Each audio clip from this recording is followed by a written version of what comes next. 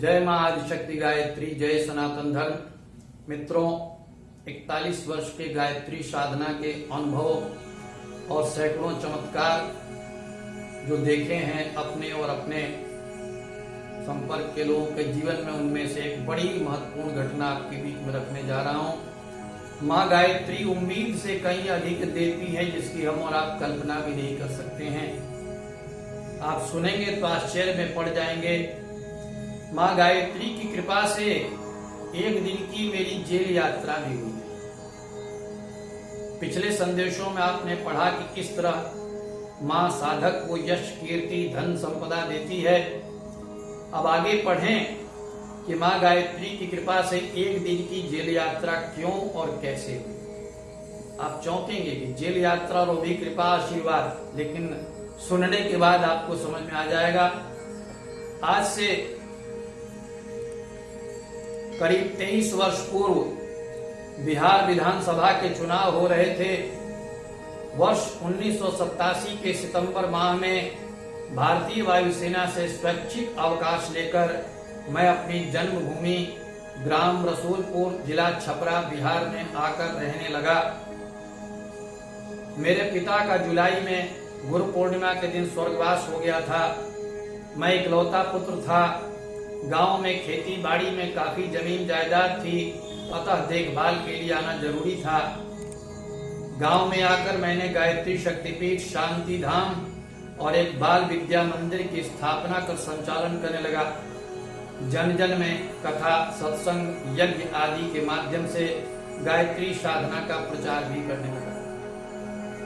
कार्यक्रमों में भजन संगीत भी होता था। उस संगीत टोली में मेरे साथ बगल के गांव का एक लड़का नाल, ढोलक बजाया करता था। उस समय चुनाव में बूथ लूटने की घटना खूब होती थी। मेरे साथ का ये लड़का विधायक प्रत्याशी के समर्थन में खूब प्रचार कर रहा था। चुनाव के दिन तनाव ज्यादा था। कुछ दबंग लोगों ने उसे और उसके साथी को हथियार पकड़ा दिए और खेतों में छिपकर इंतजार करने को कह दिया। किशोर उम्र में दोनों को भले बुरे का ज्ञान नहीं था कि इसका परिणाम क्या हो सकता है। कुछ समय बाद पुलिस की पेट्रोलिंग पार्टी उधर से गुजरी तो विरोधी पक्ष वालों ने इशारा कर दिया। दोनों लड़के हथियार के साथ पकड़े गए। दोनों को छपरा जिला जेल भेज दिया गया। आप कल्पना कर सकते हैं कि ऐन चुनाव के दिन हथियार सहित पकड़े जाए लोगों के साथ पुलिस क्या सलूक करती है। कुछ दिनों बाद मेरे मन में बेचैनी होने लगी कि वो लड़का हमेशा निस्वार्थ भाव से मेरा साथ मां गायत्री के प्रचार में देता था। आज वो जेल में है, मुसीबत में है, और वो मेरे बारे में क्या सोचता होगा कि मिलने भी नहीं आए। असल में मुझे जेल में कैदियों से मिलने की प्रक्रिया मालूम नहीं थी। यही हिचक थी जिससे मैं नहीं जा रहा था। कैसे जाऊंगा, कैसे मिलूंगा, उसका क्या प्रोसीजर है, मुझे नहीं मालूम था। इसी चिंता में था कि एक दिन मैंने स्वप्न देखा कि मैं जेल चला गया हूं। स्वप्न में ही इस कारण मैं बहुत बेचैन हो गया। फिर देखता हूं कि वहां यज्ञ हो रहा है। थोड़ी देर बाद आंख खुल गई। मैंने पत्नी को स्वप्न के बारे में बताया कि स्वप्न में मैं जेल चला गया था, इसका मतलब समझ में नहीं आ रहा है। 2-3 दिन बाद मैं छपरा शहर गया।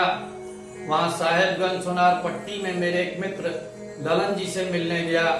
बातचीत के क्रम में उन्होंने कहा कि शर्मा जी, पिछले रविवार को हम लोगों ने जेल सुपरिटेंडेंट के यहाँ गायत्री यज्ञ कराया है। उन्होंने कहा है कि आप लोग कैदियों के बीच जेल में 5 कुंडी गायत्री महायज्ञ कीजिए, तो ये बड़ा कार्यक्रम है, आपके आए बिना नहीं होगा।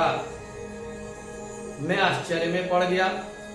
मेरे स्वप्न का संकेत स्पष्ट हो गया।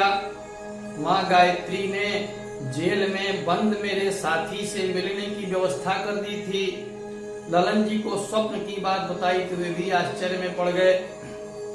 अगले रविवार हम 5-6 लोग छपरा जिला जेल में 5 कुंडी गायत्री महायज्ञ कराए।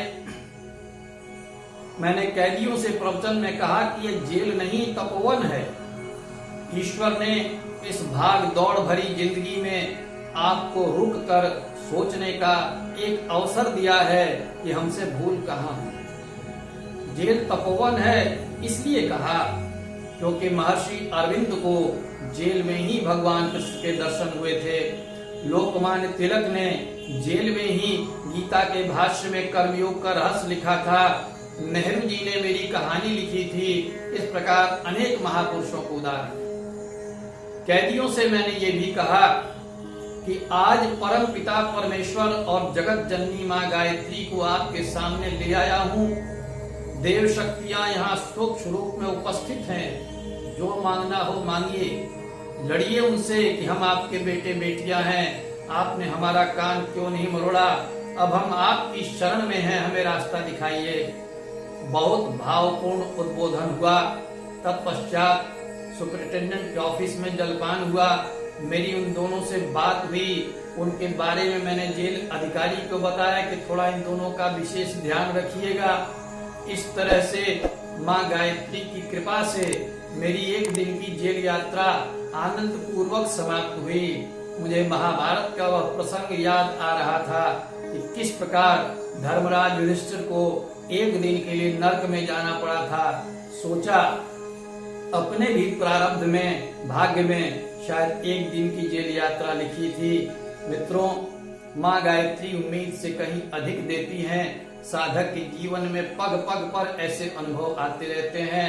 मैं 41 वर्षों की गायत्री साधना, 1 करोड़ से ज्यादा गायत्री महामंत्र जप और 3500 से अधिक यज्ञों के संचालन और अनुभव से आपका व्यवहारिक मार्गदर्शन में कर रहा हूँ। आपको ये घटनाएं बता रहा हूँ। नियमित विधिवत गायत्री साधना करने वाले साधक के जीवन में चमत्कारिक प्रतिफल अवश्य ही प्राप्त होते हैं। यदि आप गायत्री साधना करने के इच्छुक हैं तो मेरे गायत्री साधना से सिद्धि व्हाट्सएप ग्रुप का नंबर स्क्रीन पर आपको दिखाई देगा। उस पर अपना नाम तथा जिले का नाम लिख करके मैसेज करेंगे तो आपको उस ग्रुप में जोड़ दिया जाएगा और नियमित साधनात्मक मार्गदर्शन मिलने लगेगा। जय माँ गायत्री, जय सनातन।